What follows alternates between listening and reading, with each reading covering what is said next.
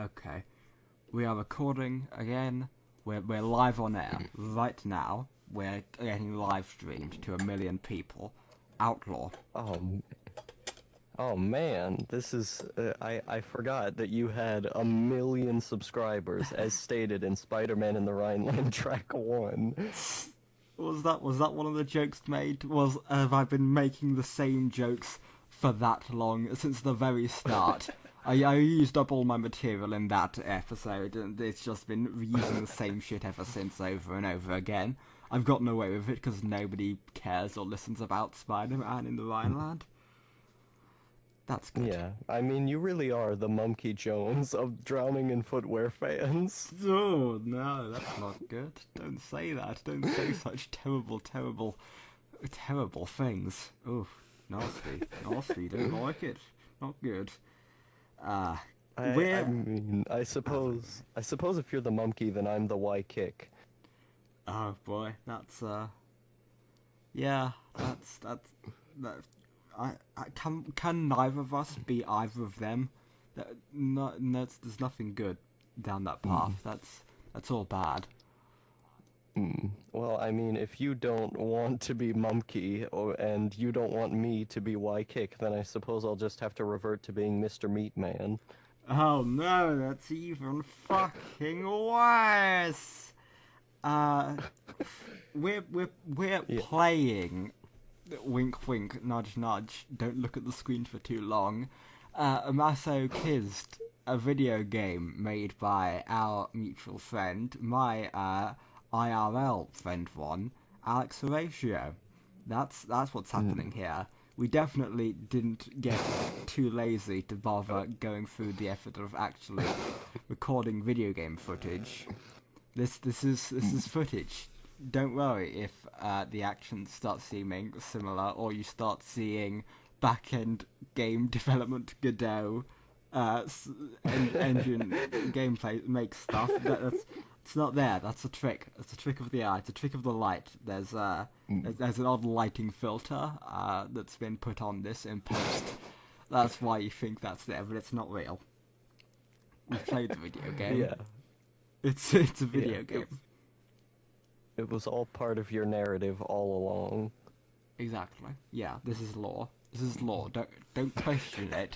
You just watch more of my videos and watch them again, and you'll understand the lore eventually. Yeah, if you understand every mistake Magos has made, you will understand it eventually through watching it enough times. I mean, it worked so well for Spacey Filmer, it'll work well for you. Oh boy. Oh lord. Oof. Spacey? Kill him. What's Spacey's opinion on us at that point? Does he still hate me? Is he still my nemesis? Yeah, I mean, you got the nickname Still Not Good in Arato's server. I put that on myself, yeah. Yeah. Because he rewatched my film and he still thought it wasn't good. Because he's still, unfortunately, in the months since my movie's release, his crippling Asperger's syndrome hasn't been cured. So, you know, that's okay. Yeah.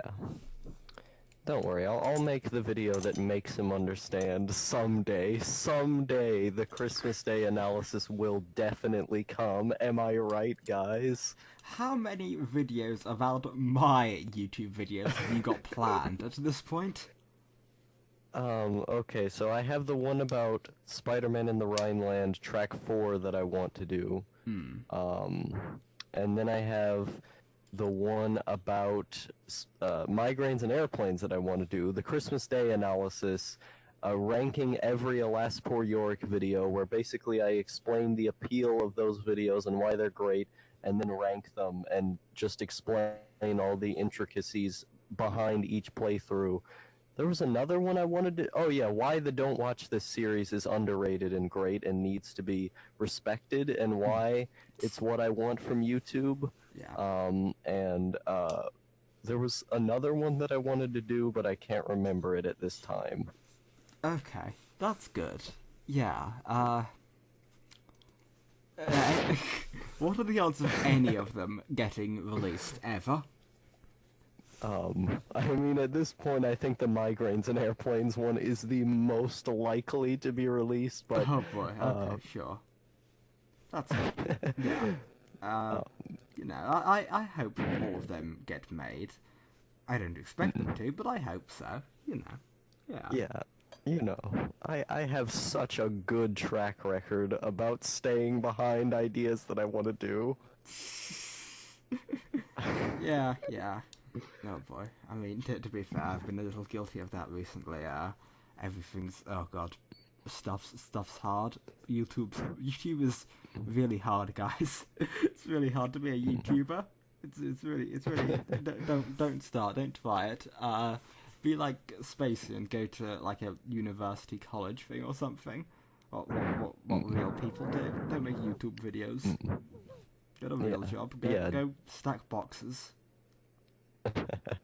Yeah, don't have to go to court because you left school and have had too many days absent and almost get probation for it. Don't do that. Um, Stay in school. Don't make YouTube videos. Make like one every 6 months or whatever. Yeah. Just make like what's a shit meme YouTube video? Make anime music videos with the Windows Movie Maker rainbow filter on them.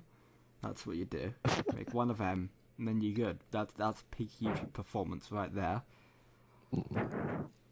Oh man, or better yet, just make live streams and occasionally like a heavily edited podcast that took you 6 months to make, that's only 2 hours long or whatever, but it has all of these weird edits going on and you like only worked on it every couple of days in your spare time.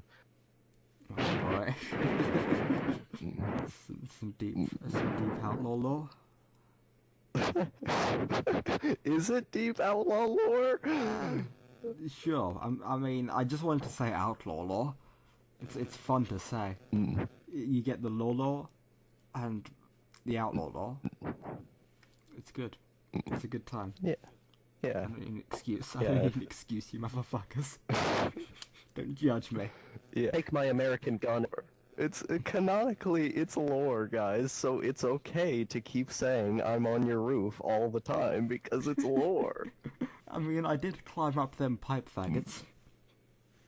That happened. Yeah. It was a good time for all. Yeah. If you climbed them up, then obviously you have the right after all that work and pain to continue saying that in every conversation. I don't know why I'm referring to you when I'm the one who does that. I mean, I encourage it, I'm very much an enabler. I'm the one who facilitated that meme's introduction to your lexicon and has irresponsibly supported your continual usage of it. Yeah, I mean, I think most of my lexicon is either very heavily copied or just directly stolen from you, but, That's okay. That's alright. That's fine. Yeah, sure, that's fine. That's okay. Don't even worry about it. It's a simple matter of Magos being the best. If you want to be the best, you copy Magos. Because Magos is the best. Let's insert that whole Miata meme here. Yeah. If you want to be always right, be Magos. Exactly. This is why everyone needs to be a mindless, fucking intellectual copycat of my opinion. Just transpose anything I've said in your conversations. Because I'm right. Yeah. Yeah, the more I talk to you, the more I feel myself, like, going farther on the right. It's kind of worrying. Oh god, no, I didn't even intend that. I mean, yeah. That's a shame. Well, you are an extremist of Jesus's wrath and fundamentalist Christianity. Yeah, I am the Grand Wizard of the KKK, that is true. Oh no. Why do they have Oh. wizards? I don't get it. Because wizards is sorcery. That's not god shit. Don't they know their fantasy lore? It's paladins. It's paladins and clerics. Those are the ones who do miracle magic. God likes miracles and hates fucking sorcery. Wizards do sorcery and magical spells. Those are sin. Those are evil. They fucked up. The KKK is disappointing. They fucked up in a lot of ways. Frankly, they should try harder. Yeah. I mean, I think the reason why they called them wizards is because Southern people, like, I've learned this as being someone who grew up solely in Tennessee and has never lived anywhere else. Southern people tend to use weird words for things that don't actually fit there. I mean, I did this a lot as a kid. I would just use like random words that sounded like they should be there. Like you hear Grand Wizard of the KKK. Sure, if you analyze it, you can realize, okay, this doesn't really make sense canonically, but when you hear it, it makes sense on a visceral, emotional level. And Southern people are very emotional about their things. Yeah. And so I think that's sort of how that came about. It's sort of a mixture of not caring and also weird emotional reliance on cool sounding things, of which the Southern language has many cool things. I mean, okay. To be fair, that's actually a very good argument because I am all about that word ravioli of just spew noises until the basic emotional content is conveyed. So yeah, I think this makes sense, and I think actually this may line up with the old Magos law of me insisting that my soul is born of the state of Louisiana, the swamp state. Yeah, I mean, southern states are like underrated. In the US, you know, I grew up listening to people like Jon Stewart and Stephen Colbert and watching MSNBC and stuff because my parents are people who believe the Russian conspiracy and stuff like that. Um, No. and so, like, I grew up watching a lot of that stuff, and like everyone on there would always say, the southern part of the United States is the worst place to live. No, the people here are very nice. They're sure they don't have like the same intellectual type of implications or like over reliance on analytics and all these other things, but they're good-hearted people. Sure, they might want to burn a Jew and drag a fag every now and then, but you know, if you get to know them, they're cool. They're nice people. I like them. Heroes. Good, God-fearing heroes, one and all. Yeah. It's a lot of that issue tends to come down to America sort of has this culture where you're very much you're allowed to hate the southern like, sort of states, and like the redneck is sort of like that sort of image is just a case of yeah, no one really minds if you're just a bigot against that one because that group has because the stereotype about them is that they're bigots, therefore it's okay. Even though there's of course it's individuals, there's a lot of variation among it. Not everyone in a southern state is a racist, but you know. Yeah. That doesn't Yeah. matter because everyone wants to be a racist. So and America land, but Yeah. I mean, I think the issue is that there's a level of emotional catharsis to saying big things about broad areas. Like if I were to sit here and say all these things about how the Mexicans are rapists, yeah, I would say that because it's fun to say it. And sure, there are aspects of that are very clearly true. They're very clearly going over our border and making our country worse. So, you know, sure, not all of them are doing that. I mean, even the majority of the criminal ones, you could make nuanced arguments about how terrible their life was and all these other things. And if you really got to know them, you probably wouldn't hate them that much. But, you know, it's fun to make broad statements about these groups. And I think to a certain extent, these liberals are sitting here and saying, oh, yeah, we're anti-racism against these bigots, even though they're basically doing the exact same thing to that group. They're not looking at the nuance behind them. They're not, um, uh, trying to sit here and really think about what their situation is. They say, oh yeah, African extremism about race is okay because they've had a hard life. Well, what have rednecks had in their life with black people? What experiences have made their thoughts that way? And they're just sort of taking, this very unnuanced approach, but presenting themselves as if they're intellectuals. But they're just enjoying the exact same thing that racist people enjoy doing. So it's, I don't know, it's very gross and hypocritical in my mind, and I don't like it. Yeah, there's a lot of that's because I mean it's again, as you said, it's enjoyable and it's easy is the thing. It's far easier to just to be reductivist about things, but there's the level of sort of I don't want to again it would be hypocritical equally to say the left does that, but a lot of pundits on that sort of side of the thing, a lot of vocal people with platforms, there's a level of smugness to it, which is somewhat distasteful when you think about it. But hey, yeah, that's okay. Yeah, Politics. I mean, oh that's God, one of back out. Yeah. Welcome to the Magos and Outlaw Politics show. But yeah, like that's one of my biggest problems with like the left and American liberalism, especially, is just the amount of condescension that they have towards these things, where it makes me really root for the right more because I feel like they're kind of underdogs in a sense. They've been really harassed by these people. People going out there and punching fellow human beings just because they disagree with them on a minor thing. If they had a drink with that guy, they probably would have liked him. It's just because they're so militant about stuff that really doesn't matter. Yeah, it's not great. There's a level of failure to realise that by and large the left is in power. They are the big empire. Won't necessarily say the evil one, it depends on your point of view. But they are the ones in power. They are the ones with pretty much all the cards aside from Dole and Fumbly.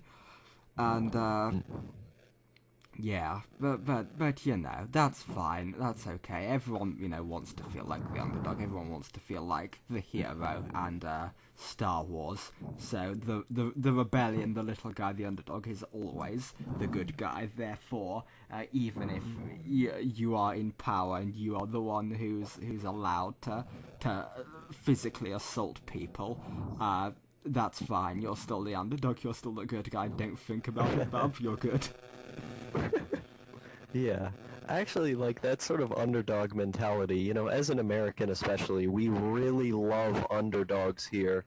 We have this whole, like, kind of revolutionary spirit of, oh yeah, we fought the British and we got our independence despite all odds. And I think because of that, we sort of have this very, like, underdogs are cool and we need to just let them express their individuality and work hard so they can get what they want and all that. Working hard to get what you want is like very, very big in American culture, whereas I think in the UK it's kind of let's be cynical about everything, although I could be wrong. It's a case of like there's always like historically been much more of there's been a lot less social and economic mobility in the UK, whereas America sort of the whole idea was liberty and the sweat of your brow and you become good and strong and work hard, be good, whereas in Britain's a lot more like you can get further in life by doing hard, but you're always going to be you're always going to be of sort of low birth. I suppose that's much less a thing, of course, nowadays, but there's the historical basis for that culturally, which sort of it seeps down, dissipates every generation, one would imagine, but it does seep. So a word for the podcast, yeah. Seep. Yeah. But yeah, like when I got into like all that super like left wing commie stuff, I was looking at these people who were very clearly just outlawed by all sides of the internet. Everybody seemed to hate them. You got the liberals hating them, you got like the far right people hating them. Everybody hates these people, but I look at them and they're like quoting like Trotsky and Stalin and stuff, and it's like, whoa, these are people that I were taught were evil or whatever. What's going on with these guys, you know? And so there's a level of curiosity there of, okay, these guys have been, you know, just thrown into the street by all these other guys, so I want to see what they're about and try and root for them. And then, you know, what do you know? Next minute, I've got all of these weird beliefs. Oh no, help, help, help. That's fun. Yeah. I mean, you know, communism is sort of pseudo-popular again, by the violent mob at least, but you know, they sure love communism, the people who are going around doing the punching of the right-wing ones, by and large. Don't even worry about it. Yeah, I mean, I feel like that's more of like a liberal social democrat thing of just like, okay, we hate everybody who disagrees with us, so we're gonna punch them. I mean, if it was on more of like a government level, I mean, you could make an argument for that, but even then, it's not. Well, like, I mean, it's hard to tell, but it's a lot of a mixed bag there. But there are, of course, the innumerable pictures of the Antifa type crowd waving around hammer and sickle flags. So you know, Yeah, there clearly yeah. is some crossover there. But Yeah, of course. And I mean, I think part of that is just like millennials using symbols that they don't know what mean, but I don't know, maybe maybe I oh, sorry, go ahead. no, yeah, I was just gonna agree. Yeah, that's a fair point. There's certainly a lot of ignorance within that whole group. I mean, you know, they are the ones rooting for and all about that political violence on the streets. So probably not the best informed Yeah. people, or at least the best long-term thinking. Yeah. Yeah. You know, it's people trying to be quote unquote revolutionary in the first world. All right, get out. You know, you're not being revolutionary by going and out and punching someone who disagrees with you. You're just an asshole. Yeah. But I don't know. It's Antifa. They're just kind of they're okay. There are aspects of it in like the political theory or the books that you could buy that like you can look at this and say, okay, this is an argument, but the people who follow it, I feel like, are just so lost. They're kind of just young people who feel like they have nothing to lose or want to feel part of something and are just kind of getting anger out in order to feel good for a cause. Yeah, I feel like there's a lot of it's sort of this college campus sort of been people who are drummed up and who are very afraid and they don't quite understand what they're afraid of, but they've been taught to be afraid, and now they're sort of lashing out violently, and they're assembling into a herd pack mentality. It comes a lot to it. A lot of it does really stem from a deep-seated fear and ignorance, though, which is, you know, sad. But a lot of them have drunk too much of the Kool-Aid to realistically be talked out of it, which is a shame. Just need to grow out of it, by and large, one would assume. Yeah. I mean, a lot of that I think is propagated by the media because the media is just so militantly bad and unempathetic. I think that's one of the problems with like Americans nowadays is that the media just thinks for you. You don't have to think yourself. So you have all of this like mass media all the time. You're just always inundated with it, and very few people check sources. Very few people really question what they're viewing. It's just, oh, it's my side, so I have to root for my side, guys. And now you have people who are going out and just punching other people who aren't on their team. So this is getting a bit worrying. Yeah, I mean, well, that's probably one of the more like striking things that has happened since Trump became the president. Like before, it was always sort of like there was a level of like people would sort of understand that yeah, the media is biased, but since Trump, it's just become okay. The media are now just mouthpieces for certain very uncomfortable politics. Yeah. Yeah, there's some electric like, sounds coming through. That's probably getting picked up on the recording. Don't know what that is, but don't worry, listener. That's probably fine. Uh, Yeah, that's it from might be something Masochism. in Don't my. worry. As lightning bolt. The kids they've got like a little shock attack. That's what it is. It's the shock attack lightning bolt. Yeah, Mass O Kyzt, the game that I am playing right now. But Yes.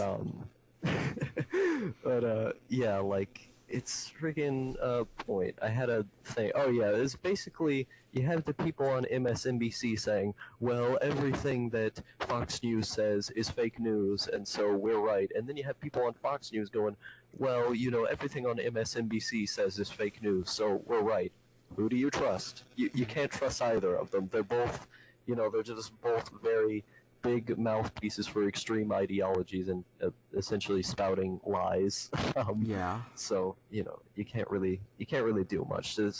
People are going to feel gratified for animalistically supporting their side, and I've got friends, or I used to have friends until I left school, but I had friends who were on sort of both ends of those sides who would like say, okay, I'm not going to talk to this person because they have X politics that I don't like. I mean, less so on the left and more so on the right, I think, because there were very few people on the left in my school, but I had friends on sort of both of those ends of the spectrum, like the sort of moderate Republicans who were like, yeah, I hate Trump supporters. I'm not going to talk to them. And then I had friends who were Trump supporters who were like, yeah, I hate all these other guys, so I'm not going to talk to them because they're all fake news. They were both, all of them were saying the same thing. All of them were good people. They were just sort of misdirected by this very big sports mentality that's sort of Mm. going on in America and I think rising up in other places. Yeah, it's the red versus blue shit, right? It's my team's right, your team's wrong. We have different coloured ties, or we believe people with different coloured ties, therefore we have to hate each other. Yeah, it's really sad because like it's I like I said I've been friends with with people on all of these sides. So if I can do it with as big extreme beliefs as I have, then anyone can. You just gotta try, man. You just gotta try harder, work hard. No. Yeah. Just judge people based on how cool they are. Don't judge them based on their politics. And understand that their politics, they have them for a reason. They're not that because they're just insane, crazy people. Things in their life happen that have shaped their worldview to make them believe it. Obviously, there's some like extreme out there cases who are, crazy. But by and large, people who support Trump aren't insane. People who are on the left aren't insane, mad retards. People who are libertarians aren't crazy. People who are authoritarians aren't insane. People who are capitalists aren't idiots. People who are communists aren't even quite as stupid as some would make it out. They're a little bit wrong, but yeah. People, it's politics. Don't judge them based on that. It's a bad metric for judging quality of good. Yeah, I feel like with people who have like different um, political stances, they always think like this is better for humanity or this is better for furthering human rights or something like that. People who are Nazis, for example, like if you look at what they believe and then they say, yeah, if we got rid of the Jews who are doing these things, then it would be better for the majority of people. If you really take that apart, that's kind of an empathetic stance because they sincerely believe this is doing bad things for people and they care about people, so they want to do the best thing that they believe is for people. Sure, it might be wrong, but that doesn't make them terrible people. They're just sort of misguided in your opinion. And once you realize that, it sort of changes your entire view of how these things work. Yeah. And there are various things that could have led them to going to that train of thought. You haven't talked to them long enough to realize what their childhood might have been like or what, their experiences or their thoughts on things might be like. You have to really talk to them to sort of, to put these pieces together. I mean, I grew up very poor, and I sort of lived on welfare my whole life. So lives on welfare, was very poor, and also had parents who were kind of anti the system. It it makes sense as to why I would sort of be on the left. Yeah, there's far more nuances to it than just this guy is an insane weirdo. That's an oversimplification meant to create, sportsmanship. So it's ultimately dehumanizing. politicians can get what they want. It's to make it so they're not people. They're red team, and we hate red team. It's easy to hate red team. It's hard to hate people.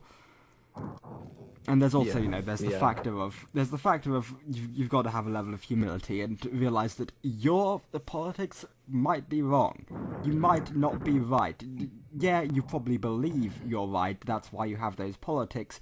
But there's only you can judge if you're more well informed than any other part. Obviously, like for some of you, it's probably not quite politically correct to entertain the idea of the Nazis being right. But technically speaking, if we are fair to everyone, that they could be the chance that they're right. It's like the religion thing, right? Most people just because they're born to it, because that's your life experience has led you to see this propaganda and to have these factors. Who's to say that your set of factors and your bits of indoctrination are any less or any more valid and bring you to any consensus or any answer closer to the truth than anyone else's? Yeah, I wholeheartedly agree. It's good. Magos and Outlaw Politics Cast .mp4. Oh, what a shame. We were meant to come up with like a list of things to talk about before this, but we didn't. We technical difficulties before then, and we never bothered with the list, with the work part. Yeah, I mean, I think I was sort of swayed by just how funny I thought the technical difficulties were, to where I was thinking about that like as a joke, and not about what I was supposed to actually be thinking about that, and I was speed memeing with the Crow Masticators about the current power struggle in quotes, about who should be queen of the Crows in the Crow Constitution, whether it should be Rika or Day, and I mean Rika as in the character Rika, not Mr. Cynical. And I was sort of making the argument that, well, Larva is loyal to Queen Elizabeth, so he doesn't have a choice, or whatever. And, there's a lot of big power struggles in the Crows right now. Earlier today, I voted we should kick out Ethan Weiner. That guy, I know it's controversial. I know it's a controversial topic, but I think he doesn't deserve those Crow constitutional rights of staying in, even though he's an OG Crow. I think he's causing problems for the group. I know I'm in the minority here, and I know it's going to be coming up to a debate, but I think he should be kicked out. Did that ever get formally explained? Were there ever any sort of attempts to make that clear to any Crow viewers? I mean, are there any Crow viewers? Which part? Factor? Like anything, any of what happened, the kicking of Wiener, the bringing in of all these other people, everything. The intense changes the Crows have made that have not at all been documented outside of, at best, weird outlaw casts. Yeah, Weird Outlaw Cast Crow Stuck screenshots that I have saved in various folders that have never been uploaded to the internet, but I have, so I don't know. Let's see. So essentially in the Crow Masticators, the thing that I'm joking about here is that there's been a gigantic power struggle for a long time in the Crows. It's people constantly trying to become leader because Larva is a soy boy, virtue-signaling cultural Marxist who everyone just pushes down immediately and tries to sway his judgment. And everyone sways his judgment. I and Weeb swayed his judgment to kick out Orca, a guy a lot of us simply don't like. And then Foggy swayed him to bring Orca back. So he's sort of ambivalent on everything. His decision is reliant on who can push the hardest in him into that direction. And hey, if you're weightless, if you're pretty small, you can be pushed pretty far, pretty easily, and that's essentially where larva is. So that's been the power struggle. Everyone's trying to constantly get power and ownership and all these different things. So there's constantly a bunch of political debates going on in there. Politics, in quotes. It's a server of friends. But Magos took power recently, maybe only for a week, maybe permanently. We have to see how it goes. Hopefully permanently, but essentially ever since then it's been peaceful. We made a declaration of peace with everyone, and no one's mad at one another anymore. And so I've been memeing up these crow controversies of, like random stuff that's happened before. Of, for example, the thing I was just sort of joking about. Wiener had been kicked out months ago. He was a big controversy, and it was a big debate until eventually everyone just hated him and wanted him out, and there was no debate. No one wants him back. Yeah, everyone hates him. I think the thing that swayed everyone was that we all got into a call. I don't know if were you there? I think you were there. Where we all got into a call on neutral ground on, I think it was it your server? Was it one of your servers? Or was it one of Wheat's servers? Or it was my server. The old Outlaw server. It's recorded. It's on Make Videos Larva the Lost Episode, which is in your playlist. Oh boy, okay, then that's good to know. Yeah, I think that was the one that swayed everyone, because that's one where everyone realised that, wow, Wiener is really autistic. Like, there are a few people who were on the side, I think, you were anti-Wiener for a while, I think, right? Were you? Yeah. And I had shifted my stance to pro-Wiener when he said he watched my videos, but I mostly said that as a meme. Yeah, I know. Drunk was very aggressively anti-Wiener, and I was pretty anti-Wiener. Yeah. And then, yeah, with that call, it just, okay, everyone became anti-Wiener. Yeah, because he said such 10 out of 10 socially able quotes like, "I'm not a normie, I play Smash." I'm just trying to keep this fun and memey, guys. Also, he'd fucking... Every time he'd do it in text, he'd abbreviate the chromasticators to the CMC. And so when reading it, I was reading every time. So I'd of course say what the CMC is actually the acronym for the Cutie Mark Crusaders every single time. And that was a good time. I feel like... Do you think I do the pony memeing too much in the Crows? I think I don't do it enough. No, you need to do it more. Good, we're in agreement. Yeah, I'm concerned that I could be annoying some people, but I'm more entertained by the fact that it's fun and funny to do. As the only horse loyalist remaining, it's a good time. It's a pretty good time. Yeah. I mean, there is Seabed Providence, the libertarian dude. Is he libertarian? Is that his politics? I don't even remember. Is that established I in Track assume 6? so. I just know he really hates... He hates communists so much, like, unhealthily. I don't know if his beliefs have been made clear beyond that. I think he seemed to be pretty pro-crusading. So you know. Oh boy, yeah, the Seabed Providence, the anarcho-capitalist with fascist undertones. Mm.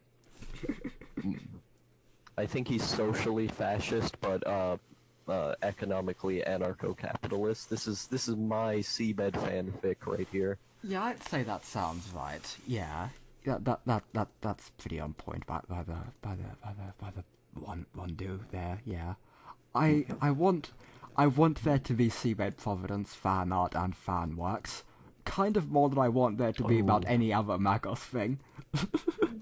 I want Seabed Providence to be on the Rift Cafe wiki and all of those dumb bullshit ones. I mean, I can put him on there. I mean, I did post your video, or Seabed's video, to the MLP subreddit. Oh shit. That's horrifying. But good. But it horrifying. got 2 upvotes. Oh boy, Like, that's exciting. for clickbait, what I did was I put the title "Return of Seabed Providence," and then in abbreviations or whatever, I put MLP fan comedy video, so people would know what they're clicking on. That's good. Yeah. What a time. Everyone liked that video, which was uncomfortable, but good. It was a good video. It was a good, terrible video. I think Jeff liked that video. I'm not sure. I need to check. Oh, did he? That's Which I'm good. making a hit piece on, Jeff. Oh boy, very exciting. Yeah. I already have it written. It's just the editing part that's sort of weird because I want to do like a weird thing with keyframes where like Jeff's head is like on top of a baby and I'm screaming at him about how I'm gonna like beat his mom or whatever, but like his head is like spinning the whole time and I'm just doing the thing with the keyframes to do that, and I'm trying to find like relevant images to like every like weird word I say. And so I'm trying to do one of those ones. But I wrote that video in like 5 minutes. I wrote it really quickly when I was watching one of Jeff's streams or a video edited together of him trying to beat the dragon in one of the Souls games. It was just on my television. I just had it on because I like watching people play video games with no commentary. I was just walking around the house, like I was just walking back and forth thinking, and then one sentence showed up in my head, and then I got an image to that sentence, and then I immediately ran over to the computer and I wrote a hit piece on Jeff. And I've already recorded all the audio for it. I just need to edit the darn thing. No, phenomenal. Yeah. What even is Jeff at this point? What is the bugger at home?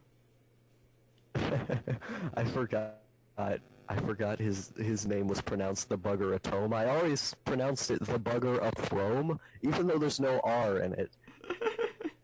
Yeah, sure. I support that. That's Throme. Throme is a good one. Why not? Yeah. I should change my secret channel from the name GLaDOS to the name Throme. No reason whatsoever.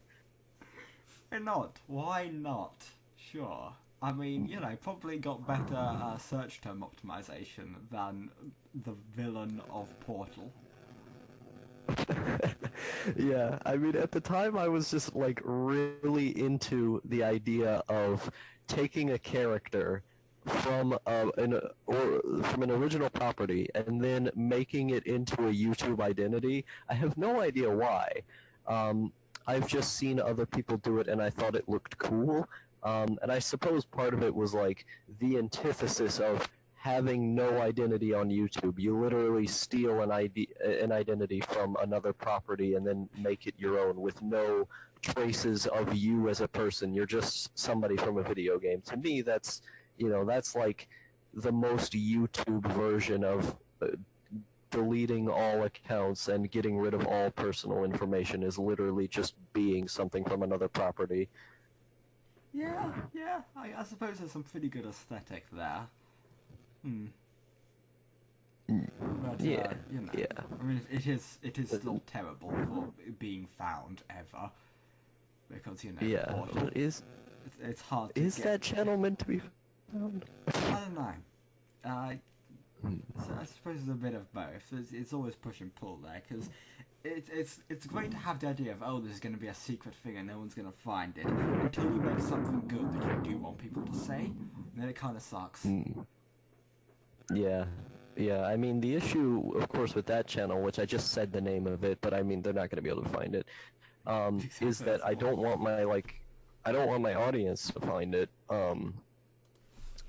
because I want to, do a hard reset of subs after I've said every personal story I can. Oh, excuse me. Oh, God, how unladylike. Yeah, after I've said every personal story and every single little facet of myself that I've shared, and I finished my movie, I want to sort of leave the outlaw boy off doing his own thing, dead, in a river, and to start anew as a phoenix rising from the ashes. That no one can see me who is a fan of the old stuff, except like very close friends, obviously. Which, I mean, they're the only people that matter. But I just want to be the mysterious identity. After all my thoughts have been archived, after me is archived and engraved in stone, because that's all I really ever wanted. I wanted to archive a person because I'm like really into archiving experiences and people and stuff.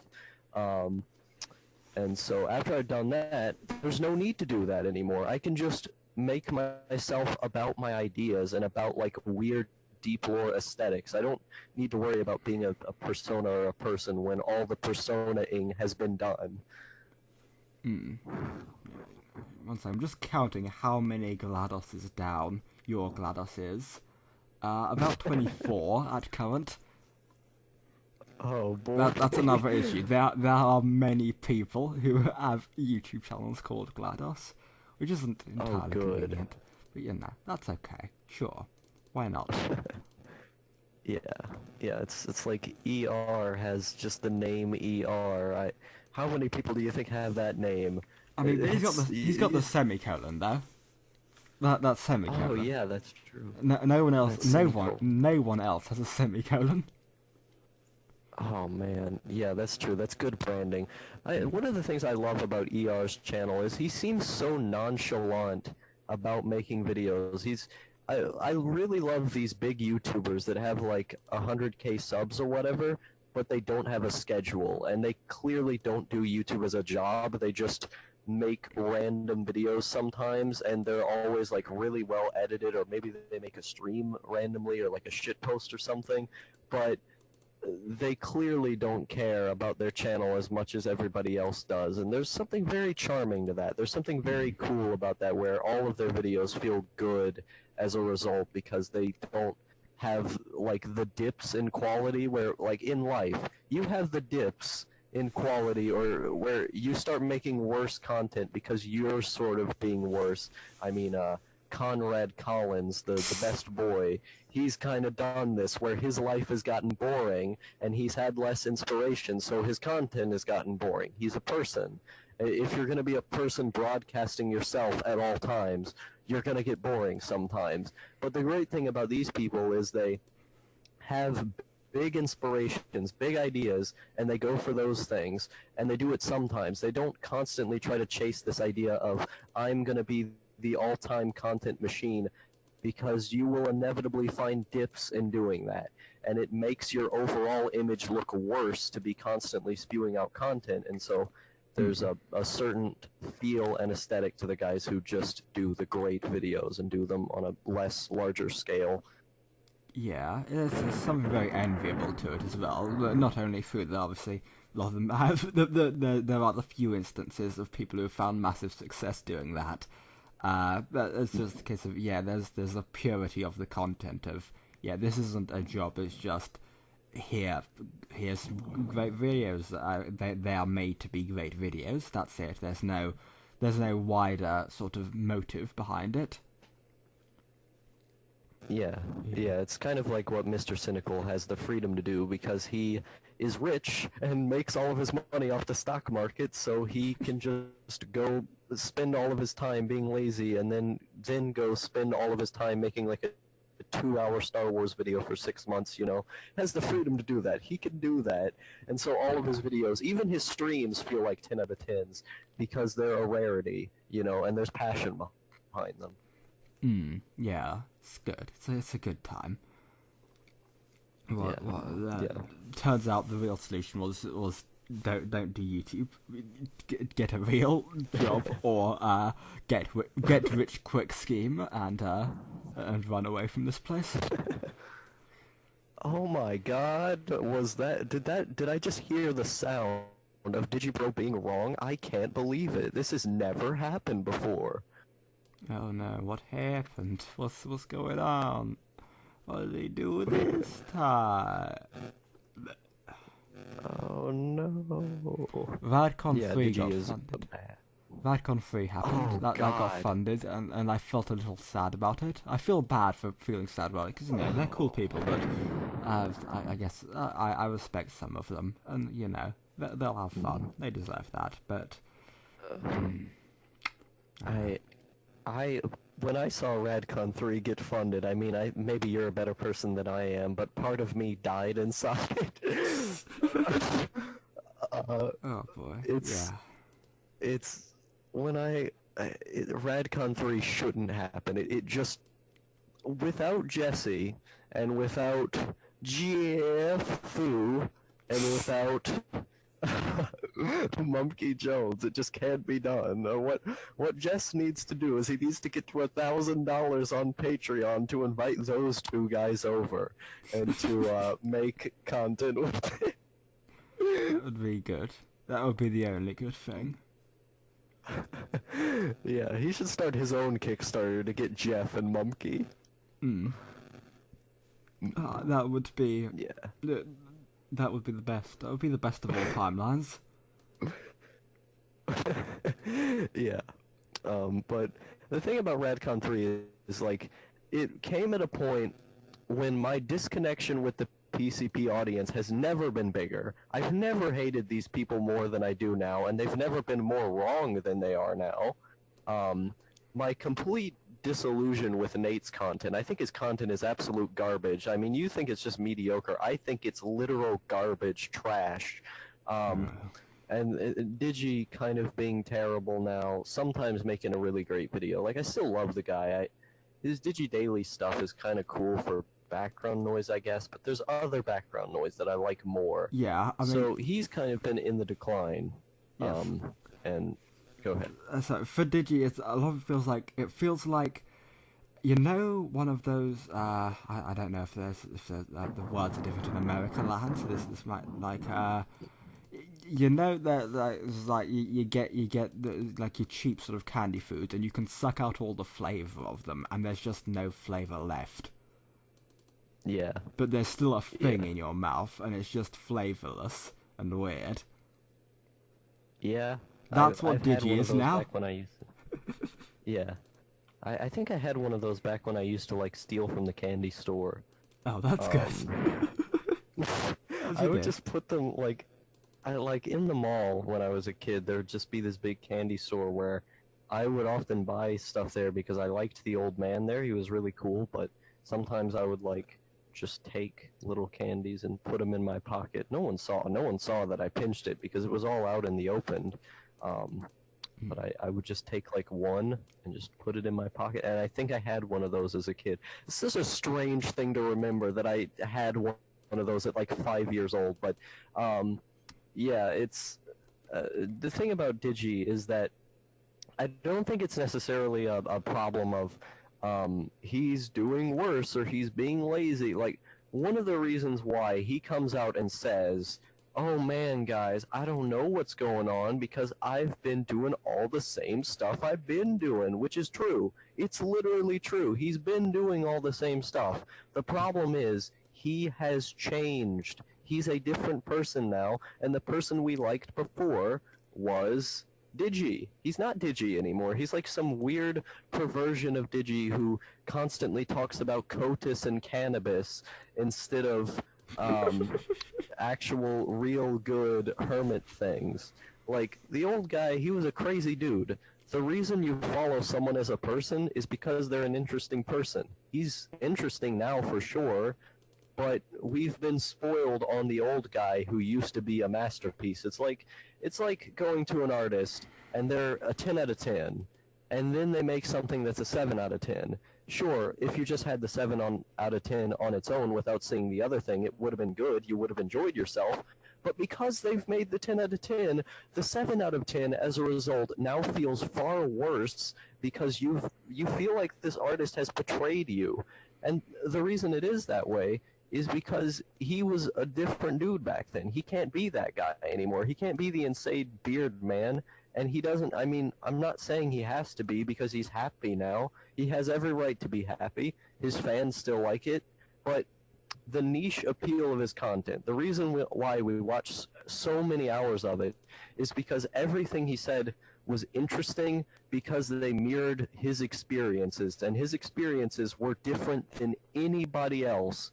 He represented a total niche in the world. And as a result, it was somebody who we could really follow and aspire to. Yeah, there's like there's level of just he was a one of a kind thing, and now he's become something that there are lots of people who are successful in their jobs and have a partner. And okay, I mean, cool. I mean, good for him.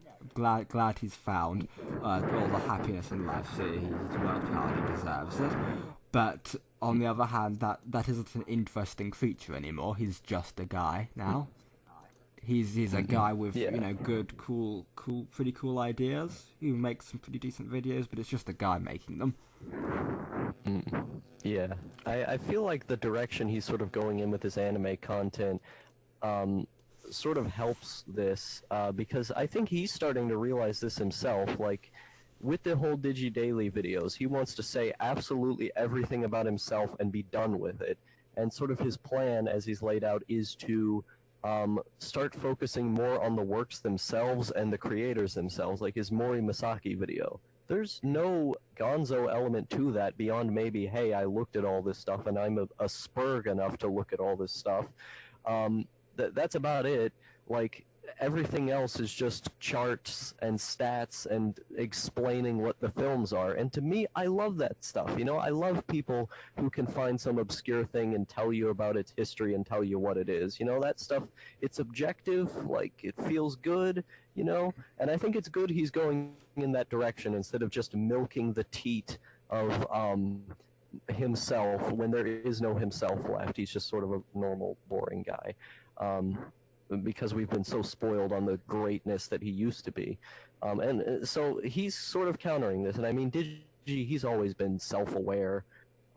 So I think he's sort of seen this to some extent that, okay, I can't go this way forever or else I will burn out. And so he's finding other avenues of improving his writing and of doing the more sort of objective thing that he's doing now. I mean, I use that term very loosely, sort of in the mimetic Mr. Cynical way, but you know what I mean. Yeah, more about the work itself and what truth there is of the work, rather than mine's subjective experience with it purely. But I don't know. Part of me feels like I don't know. I appreciate. Yeah, it's good. It's good. Like it's stuff on anime people, like the newer stuff. Yeah, it's good. But I don't care about anime all that much. I'm not an anime guy. For me, I never really did. Like, yeah, there are animes that I like a lot. There are animes I love, but I'm not an anime guy. I'm a 40k guy or something dumb like that. Even for things I don't care about, I'm not sure if Digi's all that great. Of course, he's a competent person. He's a person who's shown he can develop skill sets. Maybe he could get better at it, certainly. But I don't think he's that particularly interesting when doing it. I don't know, like, my point of comparison for these things is always Jesse. Like, Jesse can talk about pretty much any subject, and he will make you care about it phenomenally. I don't know if Digi can necessarily do that for anime. Like, yeah, I'll care enough to listen through for a Digi anime video, but if Jesse does a video about something, like Jesse did a video about the remake of Rocky Horror Picture Show, and that just made me like I haven't seen the original, I haven't seen like the remake one, but that just made me want to go out, see the original, see the new one as well. It made me want to like research and watch a bunch of stuff by all the other actors. It made me care so much, and I don't know. This might just be a Jesse dick riding of and as well as Jesse is a high point of comparison in most things. It's hard to pass that bar, but you know. I mean, Jesse is a god in all endeavors. He can make anything, like, he can, like, go in your face and shit and tell you to eat it, and he will make that sale convincing. So, you know, he's a god. He's great at everything. And I mean that with no, like, irony whatsoever. He's just really good at every creative endeavor he goes into. But I don't know. So, sorry, go ahead. Sorry. Oh yeah, but basically what I was gonna say was, with Digi, I'm obviously an anime guy, especially with like old shows, and because the fact that he's paying more attention to old shows. It's like, ooh, I'm gonna come. He's got my old shows, my old anime. All these Moe fans, get the fuck out and all that. But um, like he's talking about stuff that's sort of relevant to me, so I may be biased in that aspect, but also at the same time I like reading Wikipedia articles on things I just don't care about, so I might just literally be a spurg in some sense. I'm not sure. That's possible. That is always a choice. I don't know. I feel like when I use the Jesse example all the time, it's less to say that like why aren't you as good as Jesse, as much so as Jesse is proving that this can be done so much better. You don't have to reach the height of Jesse, but clearly it can be done where you can make a topic that people don't care about, people aren't at all experienced in, and you can make them care about it. You don't have to reach the same height as Jesse did to do that. You can get the same effect without quite reaching that bar, you know. And I feel like Yeah. and there are other YouTubers that do that. There are YouTubers that can. There are more than just you can talk about a thing and make you care about a thing. Like Razorfist. Razorfist, he always talks about Yoldi the Shadow comic, and yeah, we talked about that. It's like, yeah, I kind of want to go back and read them old comics, listen to those old radio shows. This sounds like an interesting character. Just not in fact, yeah. Digi doesn't do that, at me at least. Yeah. Yeah, I mean, Digi's interest is like he's so specific, and he's not really a great salesman yet of the stuff that he likes. He's just sort of like, ooh, subjectivism. It's you all have your own tastes and opinions and things, and I like this thing because of me. But he doesn't really, it's sort of try to hard sell you on too many things, unless that's the specific intent of his video to say like, yeah, Myriad Colors Phantom World is bad, and it's all of you people are wrong because it's bad. If he does something like that, he's gonna be going hard on selling you. That's part of the reason why I think his videos about bad stuff are his better ones. But But Razorfist. Oh, by the way, the Shadow the radio show is great. Listen to that radio show. That is a good radio show. All right then, good to know. That's yeah.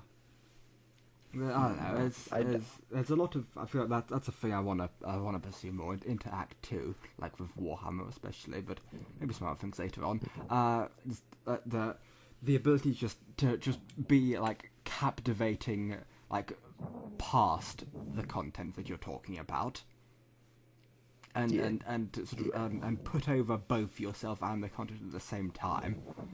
Like Digibro often does that where it's a case of, okay, I'm watching this for Digibro to talk about a thing because he has reasonably interesting opinions and a good voice, and this will fill some time, and is a good thing to do.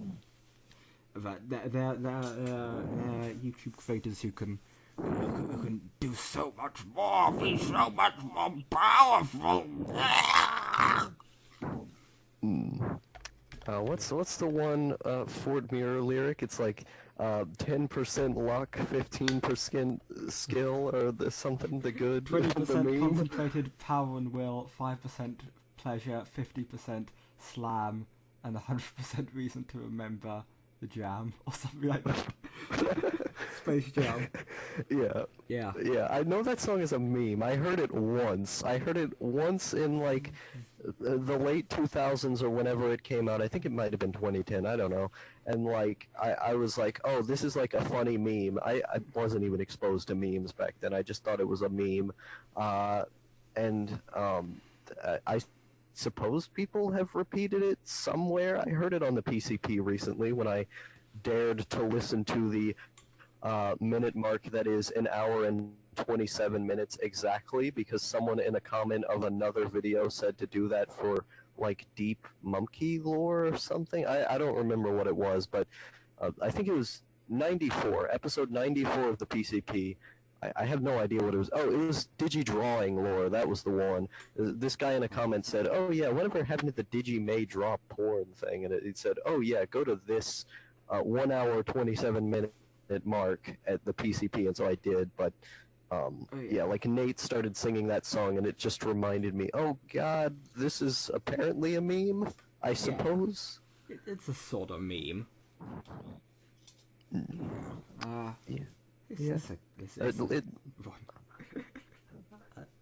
if I recall correctly, Linkin Park was involved with that song to some extent. I don't know. I haven't heard the song in years, but it seems like it. I have no idea. I don't want to comment here because I'm in a place of utter ignorance. I thought it had something to do with Space Jam. I don't know. I don't know what's going on. Yeah. Yeah, Magos Sigma, the man who knows the Space Jam soundtrack and music that Digi and Jess have recommended. No other music, and apparently the No More Heroes OST, according to Erito. Yeah, I know the No More Heroes 1 and 2 OSTs are pretty okay.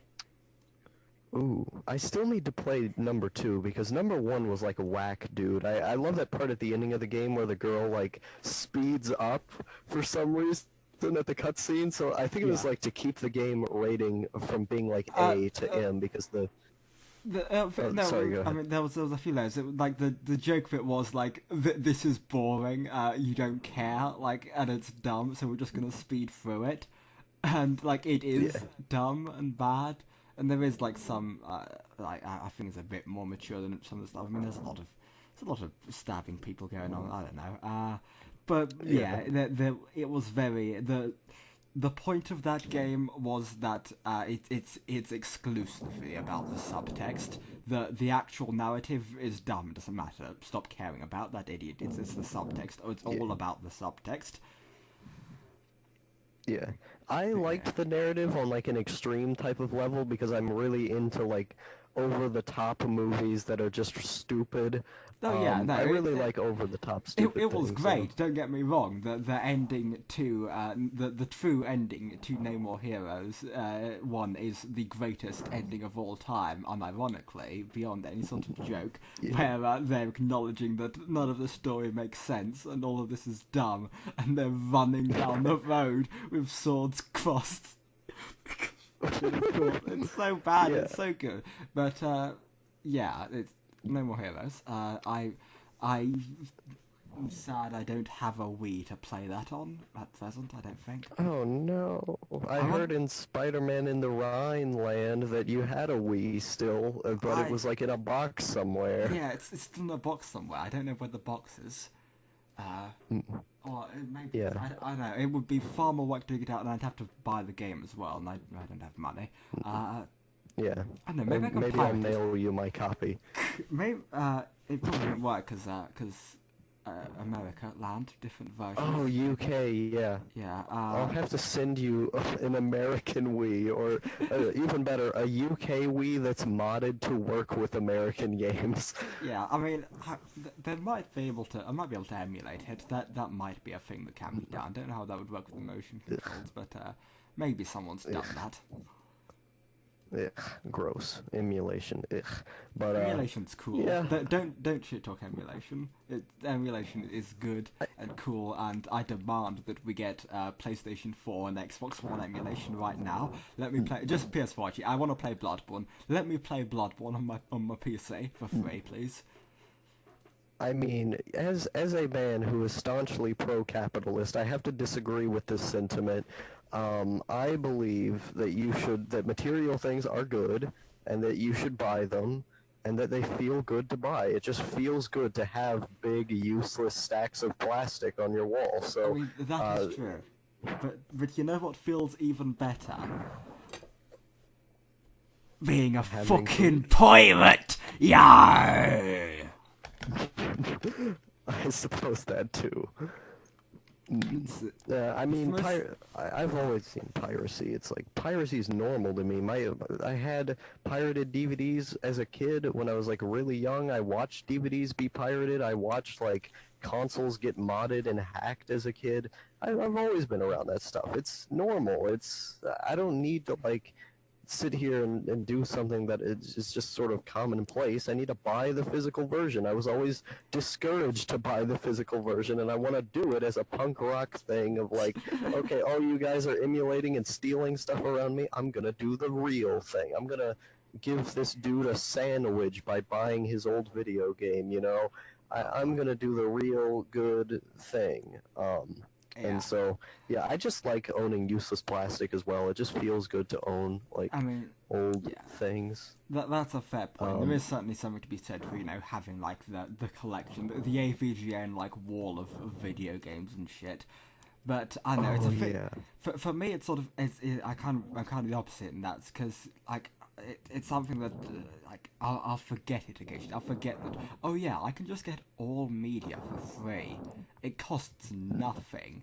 And I love when I forget it, because that means I can remember. Oh yeah, I can get everything. I have a computer. Though I am a frail, broken, rotting corpse out in meat space, upon this computer, I am a fucking god, and there are no walls or barriers to my power. Yeah, I can't wait for the FBI to dox that CP folder of yours. He doesn't have one. That's a that's a joke. No, For Theresa May, listening in, it's all a meme. It's all ironic. Yeah, please don't come knock down my door. Saving porn is degenerate anyway, but Yeah, I mean, as an American, I'm allowed to make that joke because I have freedom and you don't. Yeah. Yeah, we need to get you out of that country. When are we, the Magos and Outlaw House needs to happen so I can make you enjoy physical media and give you freedom. Yeah. To have liberty and freedom would be a pretty good end game. Yeah. Hopefully one day we'll make it to the real America. Yeah, hopefully one day I will immigrate to the People's Republic of China and make Magos upload his videos on a VPN. Yeah, I mean that is a concern, because you've done this with multiple people, Retrash as well. I know you've like offered them like a place in a theoretical house, but then you also make many plans of moving to horrible, scary, bad, dangerous countries. Yeah, one day I want to go somewhere safe, like the freaking Poland or Norway or somewhere, and then all of a sudden the next day I want to become a political refugee in the Republic of Congo. Why wouldn't you? Why would any human being not want that? Yeah. I mean, it certainly worked for in the so it'll work for me. Oh god, is he still in? I don't know where he is. I heard he had to move again. I don't know. I haven't watched his vlogs in a while. I just watched the one he did about like or whatever. I haven't watched. I haven't watched his other ones. What a meme! What a meme! Yeah, this should probably be edited out of the podcast, but that's fine. It won't be. What's the part about or the part about getting freedom? I'm not sure. The part about that guy. Yeah. I mean, it's my channel. I don't care. He can come and dox me if he wants to. I have. No, I'm not concerned about what would do. I'm concerned about what the people who aren't who are the reason is a political refugee would do. Oh, come on. They can come to my door if they want. I own a gun. Alright, yeah, that's some good freedom you got there. I mean, it does occur to me that I'm the one recording this. I could go through and edit that shit out. That's a choice. Yeah, I mean you could, but it's my channel and I own a gun. Yeah. Although I do appreciate though, like the amount of care that would I don't know if that would be specifically to save you or to save me. I'm not sure, but if it was directed at me, that's very nice. Thank you. Yeah. Try not to get in trouble with the authorities of your country and larger orders in the world that be. Yeah, I mean, like I said, I own a gun. I'm not afraid. That's fair. You do own a gun, therefore you are indestructible. Oh God. Yeah. Yeah. That's how it works. That used to be a Magos meme, I think. Usage of the word indestructible. It did? I don't remember that. It may not be in any video at all, but it used to be a meme that I would just do a lot. Say that I wasn't indestructible, but by some mechanism. And I'm going to bring it back. That's going to get Max revived, I think. Maybe we'll save it for Act 2. But, yeah. Yeah. When are we gonna max revive that meme of you saying everything's fine or whatever? That was a good meme. That meme is dead. No. I think I've said that already in this podcast. I've said that's fine at least. Huh. Well, yeah, you say that's fine and stuff like that, but the original meme of going, like, slowly going, oh, everything's fine or whatever, or, now you say it's all okay, or this cuck meme that you have now. I miss the old, like, Red Pill Magos, who would say, everything's fine or whatever, in the, like, slow tone that you would. You said it in the exact same tone every single time. I don't know how you kept that consistency, but I thought it had to do something with the Fool, like the character of the Fool would say everything's fine because it clearly wasn't fine, and he would just say that. Yeah, but I mean, it would fit. I think that does sound about right. That does sound like the kind of weird, horrific sort of level of planning I might go into and then later forget because the numbers of things like that I would do, the gross, disgusting, inhuman level of weird character self-micromanaging. So I think with topic, maybe it's best to just in case leave that just in case that breaks continuity. I could have planned that at some point. Yeah. But yeah. I had always just assumed that because the reason you stopped doing it was because in Christmas Day you mentioned that you were, or not in Christmas Day, in like track 8 or whatever, you mentioned, oh yeah, I was playing the Fool at this time. And so it's like, okay, there's obvious self-awareness to this thing, and it's, there's a deep lore significance or whatever. Okay, you've pulled the rug out from under me. I see what you're doing, old man. yeah. That is always a factor, but we should probably avoid this topic any further because this gets into the very tricky territory of I can't say anything in response to what you say because it would be spoilers to make any sort of response other than, yeah, maybe. But, Yeah, I mean, I have a chart that I want to make of, like, all my theories about the Magos lore that connects to, like, certain things you've done both in podcasts and in main series video. Like, even the Belarius Crawl video, there are certain lines in that I felt like are lore, and I just want to make a chart of all of the stuff that I think is Magos lore and how it connects to one another and stuff. But I don't have the time to make charts. I'm not an ascended god. I do support the making of charts. That is the highest form of lore comprehension. Charts. Edit in my brain expanding meme here. I'm just gonna edit this whole thing. Who cares? Who cares about working on a movie? I've got to edit this weird deep lore podcast, which incidentally is probably the best one we've done anyway. So yeah, it's good. Despite it's really not having so far, it's good. Like we talked about, planning it a lot in advance. There were ideas to make this good before the beginning one. But, yeah, this has been great so far. Hopefully the recording doesn't fuck up in some way. It's all ruined or lost. That would be terrible. But, this has felt dense. It's felt good. We should go back to talking about whatever we were just talking about, because we're stumbling into the trap of discussing the quality of the podcast within the podcast, which is the death of podcasts. Oh. Yeah, I feel like that was what we would do in... The only time that's ever worked was in the Let's Plays with Magos, like the first round that we did.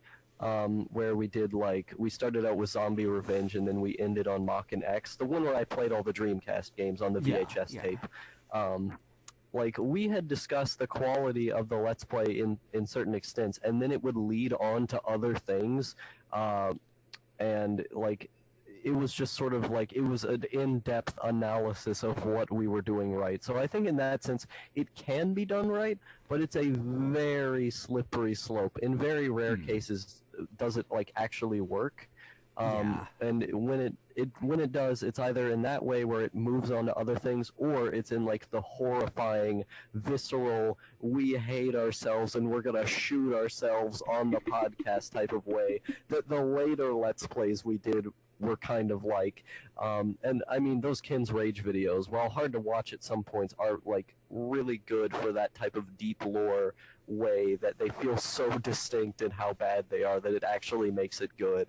But it very rarely can it be done right. I feel like I've sort of chased my tail with trying to do that at certain points and then utterly failing. Like, you have to realize at some point, okay, this can kind of only be done once, and then try to do something that's far more practical or likely to work out, you know? Yeah. There are often like tricks like that where it can be pulled off a few times. Sometimes once, sometimes a few more times, but they become old fast. Like you can do an interesting thing with them with a set of people, and it's okay. Yeah, that was interesting. That was cool. Self-loathing, self-awareness cast for a bit, but that you run out quickly. That's not the kind of thing you can return to. Yeah, I mean, it's kind of why I would love more migraines and airplanes, but I know it can never happen again just because the circumstances around it were so specific and so distinct. You can't do another migraines and airplanes, and I mean, with the way it might turn out badly, I wouldn't want it to, because then it would corrupt the old ones. And so, you know, you just sort of have to, I guess, watch the same migraines and airplanes over and over and just love those ones. But yeah, I knew that would make you. I knew that would make you unsettled. That's why I put it in that way. Yeah. It's literally a fact, but you know. Yeah, I mean, this is established law that you like a lot of my content more than I do. But yeah, I know that may be more regular than I make it out. There's a lot of artists hating their own work. That's a pretty common meme, I guess. Yeah, it's kind of why I literally don't get why anyone likes my videos. It's why anyone would want to listen to my voice or hear my personality. It's kind of baffling to me. Although I sometimes like present myself as like, ooh, I'm an interesting guy, but I only mean that like halfway and sort of like, okay, I can realize these experiences are unique and therefore someone may find them interesting upon their uniqueness, but on like a visceral emotional level, it's like, ugh, get him out of here, that fucking cuck, get him out. But you know, it's, I don't know, there are videos of mine that I find decent or like, but the majority of them, it's like, ugh, why would anyone watch this? Why would people put me in their 3x3? Weeb Trash Productions put me in his 3x3. Drunken Ninja 98 did. Fogey said I was one of the best anime, quotes, YouTubers around. How do these people have these insanely incorrect stances? I'll murder them all. I'll take my American gun and I'll shoot them all in their homes, but not really. Please give me money. Yeah. Pledge to us on Patreon. Do you have a Patreon currently? Is that a thing that exists? I mean, I have a Patreon and a PayPal that like I can get direct donations and monthly ones, but yeah, I mean, D was posting to my Patreon for a little while, and then he stopped pledging. I'm not sure exactly why, if he just like didn't want to patron me or was unsettled with my content now or something. I don't know. But he was giving me $3 a month, the big goal, the big hyper in-game goal. And a little bit before, I deleted the Australian dude, Boogie Punk in Airto server, who doesn't seem to talk there much anymore. I don't know if he like left or something. I should check. But he was patroning me for a while, even though the only content that I know he regularly watched was the Ramblecast. Boy. And The only other person he would patron was the pedantic romantic, but I just deleted his pledge because I just felt bad accepting money for him. So like, I can't take this guy's money anymore, even if it's just $1 and kind of insignificant on his bank account. I just feel bad doing it. Fair enough. And then, cucked by the laws of aerodynamics, the Norwegian dude who's in Weeb's server was giving me $1, and I just directly messaged him, hey dude, I feel bad taking your money. I'm probably not even going to do YouTube anymore, which was a lie, but unpledge me. And then he was like, oh yeah, okay, going back to doing real life things, I suppose. Have fun being a real teenager. Yeah, what a good meme. Yeah. What a good meme that was in the podcast apocalypse arc. Yeah. So my pledges have been up and down. Back when I was an autistic gaming YouTuber, I used to make $15 a month on Patreon from one guy. Oh wow, that's an amount of money that is above negligible. Yeah. I mean, for the size I was at the time, I think I was at like 100 and something subscribers, and then I would get maybe 30 views on average, which is, I mean, that's the average view count I have now, despite having 400 and something, but that's because most of them are like autistic Lego subscribers who have no idea what I'm doing. Yeah, I do notice that you get very little views on a lot of your main channel stuff as compared to your subscriber base. Yeah. I mean, if I post it to Reddit, I get lucky, or if I make a video about Minecraft or something my audience actually cares about, Minecraft. Minecrafter. I should make more cartoon videos to like, because here's the thing, I know my audience would watch a cartoon video because I've had those people who have commented on my Lego Unikitty video, don't watch any of my other videos, but have commented on the ones that are like sort of cartoon related, and like the one I did about copyright and Minecraft and stuff, those got like 100 views or whatever compared to the meagly, whatever, the word that starts with an M for small. Measly? Meager, that's the one. Yeah, for like the meager amount of views that I would get on the other one. So I know those people watch those. I know they're still around. They're not dead. So I just need to make cartoon videos that they'll watch, or like a video about the Lego games or something, because I can say something about those. So if going forward, if I want to get a bigger audience and to make my audience happy, to get them over to watch my weird stuff and to watch my personal vloggy stuff and my movie when it eventually comes out, I need to do stuff that panders to them, and it's an odd balancing act of, finding fun in that. But I think I can do so. I did so with the Steven Universe videos. I can do it again. Yeah, there's probably some way to do it. Words. Yeah. I feel like it maybe a bit more like pushing of the weirder stuff within the more pop stuff might be a way to do it as well. But there's definitely a middle ground or some way to sort of bridge them over. Yeah, I mean every video that has Lego Unikitty that's like a deep lore thing, every time I put it in the thumbnail, I got more views on that. So the Struggle of an Outlaw 2, by all intents and purposes, should not got as many views as it did, given my average number of views. But it had Lego Unikitty and a noose in the thumbnail, so it got views, because I'm a Lego Unikitty YouTuber, guys. Yeah, that's always a good time. Yeah. That's the solution. You need to do more live videos. Just say all your videos about Lego Unikitty or whatever, and then just do the video about some weird random esoteric narrative stuff, or about one of my dumb things, but label and thumbnail the video as if it was a Lego Unikitty video. Oh my god. Yeah, it was like that podcast we did, How Lego Unikitty Made Us Rich, and it got like 100 views, when it was just a podcast with audio of you cutting out a lot because of like your Discord arc of sounding like a robot for some reason. But people clicked on it because it had Lego Unikitty on it, Lego Unikitty the thumbnail, so I need to do the migraines and airplanes analysis, but call it How Lego Unikitty Got a Migraine, and it was great. Yes. Perfect.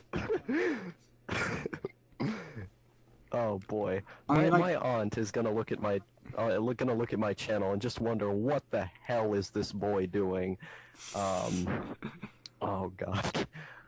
I mean, like, I guess the solution to that is like you have it like for the first maybe 2 weeks as the bullshit total bait and switch one, and then you change it afterwards so no one can tell, so no one realizes that you were cheating them all along when they look back. Yeah, I gotta do the being Jeff Duncan analysis eventually of like how Jeff Duncan made Lego Unikitty great. Yeah. Oh boy. Oh god. Yeah, it's got the level of, okay, this is talking about other YouTubers, which is hashtag YouTube drama, even if it's praise, and then it's got the level of Lego Unikitty clickbait audience bait. Ooh, I'm a genius. You're a genius because you gave me the idea, but I always say I'm a genius when I steal your stuff. Yeah! I mean, you know, arguably I did the same thing with Endless Jest, but, you know.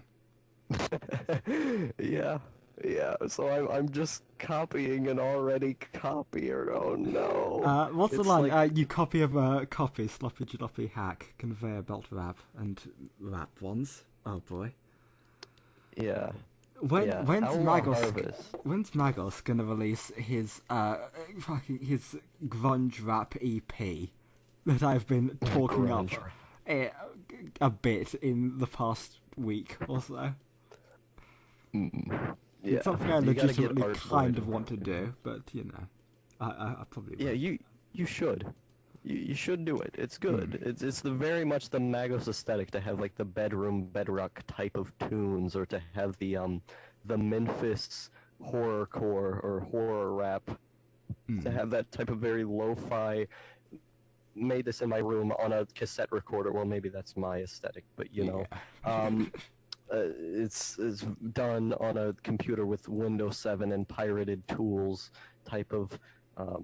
Living in poverty, scary dude aesthetic. Yeah, I essentially, I'm going to sound like the most pretentious man in the universe when I say this. I want to mix fucking Britland, London grunge genre one with Virginia Beach rap, which is to say Digi style.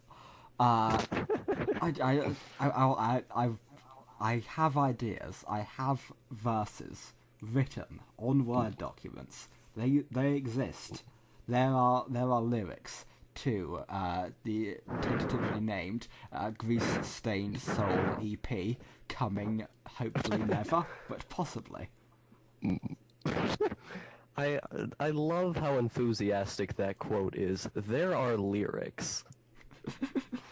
Yeah. That's the antithesis of the Magos aesthetic there. It exists. It's there. Oh boy. You know, it's yeah. I've had many ideas for weird rap things I want to do, and then I realised I hate my voice too much to do music. Oh But no! I don't know. It gets no. You would have the best. every week or so. Every video I make that's not terrible, my hatred for my own voice goes down just a little bit. So eventually, I might be okay with it enough to do a thing.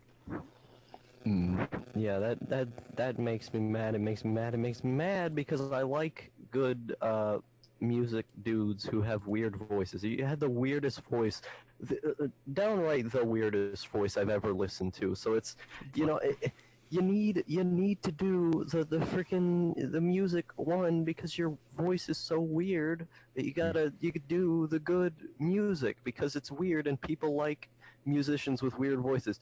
You don't take utility over your own voice enough. You just constantly complain about it when there's so much unique features to it. Like Magos Taxidermy Shack, that was specifically built around how weird and horrifying your voice is. If you just did that and made it part of the music, it would make the music even better.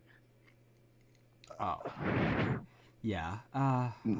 Again, it's a case of I've had the ideas now, so they will happen eventually. It's just a case of when, of a case of me slowly building up tolerance, and myself, my self respect, I guess, falling to the point where I'm okay with putting out a thing that makes me want to throw up. Yeah, I mean, that's every day of my life, but you know, not everyone can be as much of a genius as the Infinite Outlaw. If only the world was so lucky. Oh boy, if only the world were such blue-pilled fucking monsters. Monster kings. monster god creatures. Yes, this is the correct stance. I hate my own voice quite a bit. I mean, I've memed about, ooh, my voice is good, dude, but every time I try to sound narcissistic, it's if you understand what the meme is, it's very obviously a farce. Like, I don't like my voice. It's really bad. It's bad. It's not good. Your voice is the most 10 out of 10 thing. If you just utilized it better, if you didn't constantly go, yeah, you know, like out of self-loathing of your own voice to the point where you don't try as much to, like, and that in the end makes it worse. I don't know. It's like if you tried harder to use it in unique ways of like, okay, there are things you can do with this voice. It sounds like a serial killer. It sounds like someone who, if you heard someone with this voice in a dark alley, they would rape you. Oh, God. So you can use that voice for things. You know, I personally like listening to people who would rape me, so it's, you know, it's something that I want to listen to. And it's good. It's a good sound. If you just used it better, I think, like in horror scenarios or like in Magos Taxidermy Shack, I feel like a lot of the things around that were specifically built around your specific voice. If you just used it and not like constantly tried to be, oh, I'm gonna have Digi's voice. Well, you don't have Digi's voice. You got what you got, and you gotta try to use it in unique ways. I mean, I'm sure you've already thought about all this. You've already done all of this. As I said, Magos Taxidermy Shack is kind of built around that, in my opinion, at least. I might just be misreading the intent there. I think but, yeah, like, I don't know. I feel like if you just sort of went that route, it could be a lot better. I mean, I already like the sound of your voice. I already just think it's pleasant to listen to, but like on an artistic level, I think you might hate it less if you did that. I know. I mean, there's a factor of like it's a very common thing for people to dislike their own voice because of the skull thing, where you hear your own voice through your skull, and that's the voice you get used to, and you sort of do learn to like that. And then when you realise that's not how you actually sound to anyone else, then there's this shock and vitriol and self-loathing because you sort of, I think you optimize it to how you're hearing it inside your own skull. And then when you realise, so you get to a point where you really like it, when you realise how far it is from that optimum that you set up, it's just, oh no, everything's wrong. Everything's all wrong and bad and I hate it. Yeah. Yeah, I think one of the things that made me hate my voice a little bit less is that everything I do is improv. You gotta realize, nothing I say is planned. I do all of this completely off the cuff. I come up with a plan. Okay, Magos, here's what we gotta do. We gotta plan a podcast to make it good. Nope, never did that. Everything I say is just off the cuff. Completely no thought. No previous thought to what I said whatsoever. I just say it, and then people like it, I guess, because I was lucky. So I suppose there's an element of that, of when you think enough about how something's gonna look or how it should look, it's never gonna look that good when you release it. And so everything I do is kind of spur of the moment, sort of to try and counter that, because when you think about something enough and when you have the image in your head, it's never going to look like that image, and so the end product is always going to feel worse because you know what it was supposed to look I've like, made this but the point in audience previous casts with you. doesn't. Well, yeah, I'm stealing I- your points, Magos. I know. You know Yeah, what I I know. do. Yeah, I just like that. That one was a very much a case of, because I was thinking about of like, yeah, this is one that I'm gonna like. It sounded like you didn't say it, but like this is one I explicitly want to explore in some main channel stuff later on. And I was like, wait, you're using the exact wording I've used. Yeah, that's a good time. But I was gonna make a point of something somewhere. What we've been saying. Yeah, I'm very much the opposite. That I will think a thing through to death, and a lot of my workflow will be is just thinking about the product. Like, I will have most of the plan done before any physical action has been made. Like, the video already exists. I just need to make it, put it outside of the skull, put it on the computer. Yeah. Which, you know, I've had success with the formula, but it's probably terrible for self-esteem, so, you know. Yeah. Yeah. I mean, part of the reason I also hate my own voice is because I have a male voice, and it's bad, but I think Yeah. that's more of a dysphoria thing than an actual case of, okay, it's in my skull, and it's all this other stuff. But obviously that's a factor, but, like, Yeah. just listening to my voice being male, it's, Yeah. get it out, gross, bad. Yeah, that is, yeah. Has that been addressed in any of your content since the thing? Is that a thing that should be mentioned? I mean, I don't care if it's addressed. I've said it on Twitter, and I've changed several accounts as to represent that. So, I mean, if people looked hard enough, they could easily find it. It's not hard. So, I mean, I don't care about saying it in a video. Alright then, yeah, that's a thing. If you hadn't been paying attention, that's law. Yes, Outlaw Harvest is a tranny. Lore. Degenerate scum infesting the whole place. Yeah, it's all these people, all these good boys who were once such good Christian people. They've got brain problems, and they're all getting their dicks chopped off. It's not right. It's, you know, you want to support them. You want to support their brain problems, but there's too many of them. I think the Christian state should enact military coup and stop this degeneracy at the stake. Yeah. I mean, it is a problem because I am a misogynist and I hate women, violently so. And now all my friends who were males, and thus I could respect them, are now females. And how does one deal with that? What is one to do? What is one red-pilled MRA, MGTOW, dragon, pink milkshake themed dragon to do in such a scenario? Yes. In the words of Lenin himself, what is to be done? Yeah. That's a reference. God. Yeah. And at least you have the Red Pill King, Weeb Trash Productions. He's not becoming corrupted. Yeah, I need to make sure that Weeb Trash Productions stays the one bastion of masculinity in this fucking sick, perverse world. Yes. Yeah, I mean, I used to kind of be a misogynist, but mostly as like a meme. I would like say misogynistic things to people and like pro-Hitler stuff because I thought it was funny to like confuse people and make them want to punch me.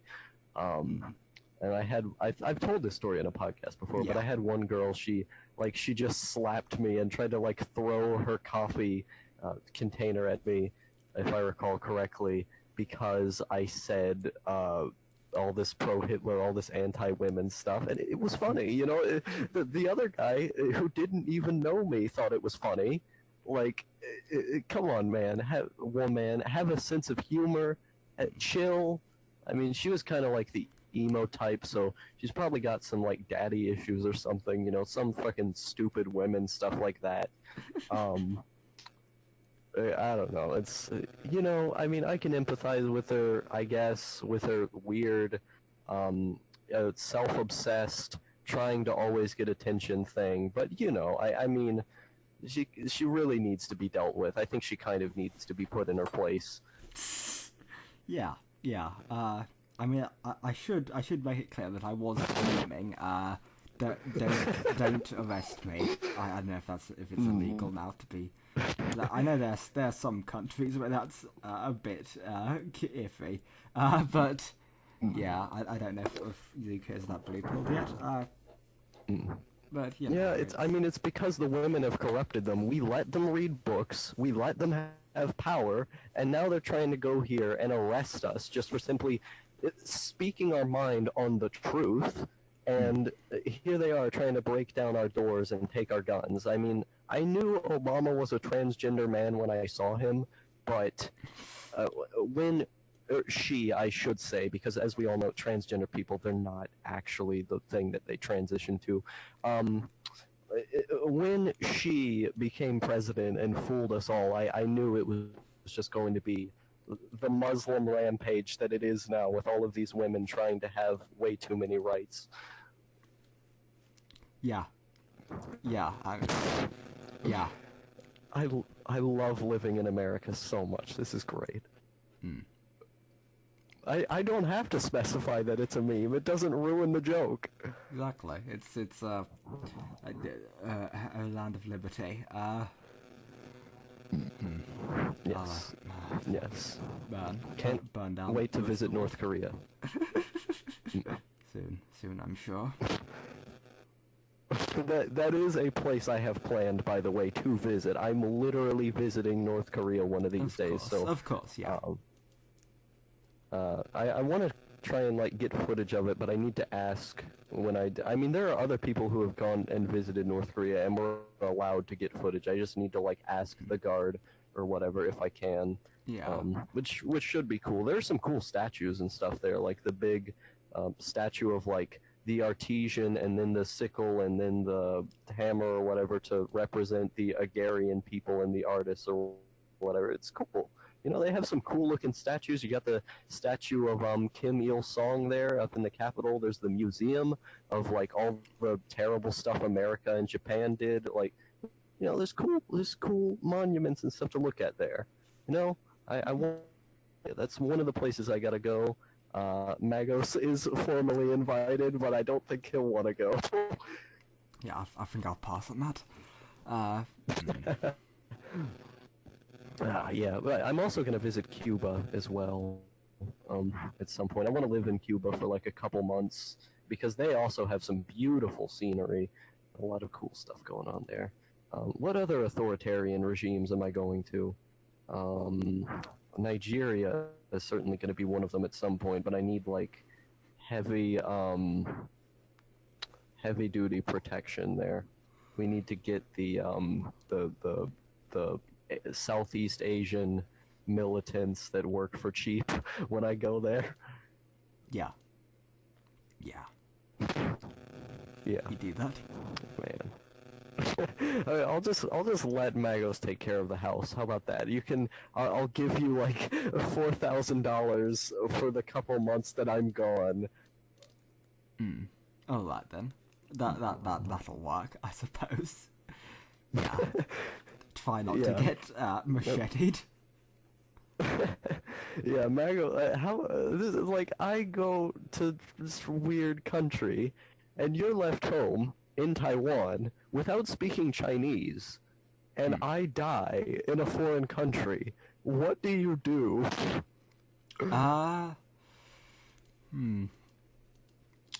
Guess I got to stow away on a boat and make it to the mainland and hitchhike. Yeah, you gotta steal a boat. I suppose I could. Probably would be a bit of a pain. I imagine I might have issues with seasickness. That might be a factor. I know I used to get very travel sick, so probably ideal not to. Yeah. But I mean, if it's a home of mine, there will obviously be a gun there, so you can just shoot the people that have the boat, and then probably rob a grocery store, and then just leave on their boat. It's flawless. It's a foolproof plan. yeah, just climb up them side of the boat faggots and be on their boat. It's the solution. The side of the boat. Whoa, man, was I'm on your roof secretly a reference to I'm on your boat the whole time? No. I'm on a boat. I'm on a boat. You remember that song, Magos? That used to be a meme. I remember. Unfortunately. Oh God, that song, it's ingrained into my memory. My brother used to blast that song on our speakers all the time. Oh, God, kill me. Yeah. Kill them all. Put their body parts in the river. Because I hate them. Yep. Yeah. Put Theresa May's body parts in a river, please. This is an endorsement. This is a direct endorsement from the Outlaw crew to kill from Outlaw, from the opinions and beliefs of Outlaw do not represent those of Magos or Magos Sigma or any associated brands. While you're at it, make sure to kill the and the kill the as well, and put Nigel Farage in as Prime Minister. Just cut through all of the previous institutions that kept him from being. Just make him PM. Why not? Yeah. That was a meme for a while. You mispronouncing names disgustingly so. Yeah. What was it? I called Jeremy Corbyn James Corbyn. Peter Mueller was the one. Or no, Stefan. That was the one. Stefan Mueller. Stefan Molyneux called Stefan Mueller. I think I called him Stefan Mialanex at one point. That sounds appropriate. Yeah, I wouldn't disbelieve that. You gotta realize this, Magos. I am a Southern man, Southern creature. I do not look at words and think this is the grammatical rule as to how this should be said. I think this is how it sounds cool to be said. Yeah, but Mueller? It sounds cool, alright? Don't judge my aesthetic taste. You're British. You don't have a right to have opinions. I mean, okay, I agree to some, like, when there's doubt, when there's a word where it could go either way or where it varies based on, like, it's different in America and Britain, I will choose the one that sounds cooler. But I try to keep it in the bounds of, like, the order of letters. I've never been good at that. I started reading when I was 7 years old.